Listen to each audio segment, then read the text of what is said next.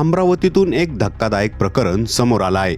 तरुणींना प्रेमाच्या जाळ्यात अडकवून त्यांच्यासोबतचे खाजगी क्षण मोबाईलमध्ये शूट करणं आणि नंतर ते व्हिडिओ शेकडोच्या संख्येने व्हायरल करणं असा गंभीर आरोप आयान अहमद तन्वीर अहमद या आरोपीवर आहे।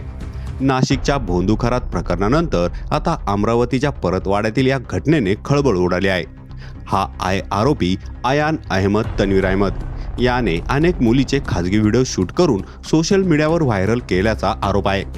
मुलींना फसवून त्यांच्यासोबत संबंध ठेवताना व्हिडिओ रेकॉर्ड करून आपल्या मोबाईलमध्ये मोठ्या प्रमाणात डेटा साठवून ठेवला होता।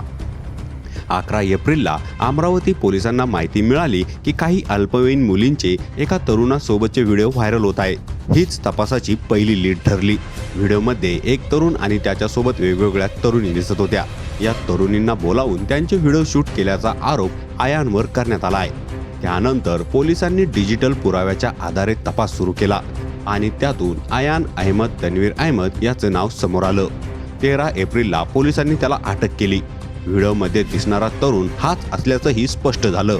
14 एप्रिलला आरोपीला न्यायालयात हजर करण्यात आलं। न्यायालयाने त्याला 21 एप्रिलपर्यंत पोलीस कोठडी सुनावली। पोलिसांच्या माहितीनुसार आरोपीने मुलीच्या इच्छेविरोधात हे व्हिडिओ शूट केले आणि नंतर ते व्हायरलही केले। त्यामुळे संबंधित मुली सध्या प्रचंड मानसिक तणावाखाली आहेत। त्यातील काही मुली अल्पवयीन असल्याची शक्यता देखील व्यक्त करण्यात आली आहे। पोलिसांनी आरोपीचे मोबाईल जप्त करून त्याच्या संपर्कातील लोकांचे कॉल रेकॉर्ड तपासावेत अशी मागणी करण्यात आली आहे। तसंच परतवाडा आणि चिखलदरा परिसरातील हॉटेल्समधील सीसीटीव्ही फुटेज तपासण्याची मागणी करण्यात आली आहे। आरोपी हा MIMशी संबंधित असल्याचा आरोपही करण्यात आला आहे। याच प्रकरणात आणखीन एक गंभीर आरोप समोर आला आहे, ब्लॅकमेलिंगचा।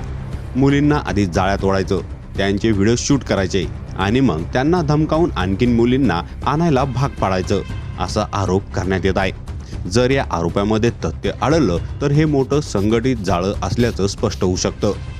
सध्या संपूर्ण प्रकरणाचा तपास सुरू आहे। पोलीस तपासातून नेमकं काय समोर येतं आणि आरोपीला काय शिक्षा होते याकडे सगळ्याचं लक्ष लागून आहे।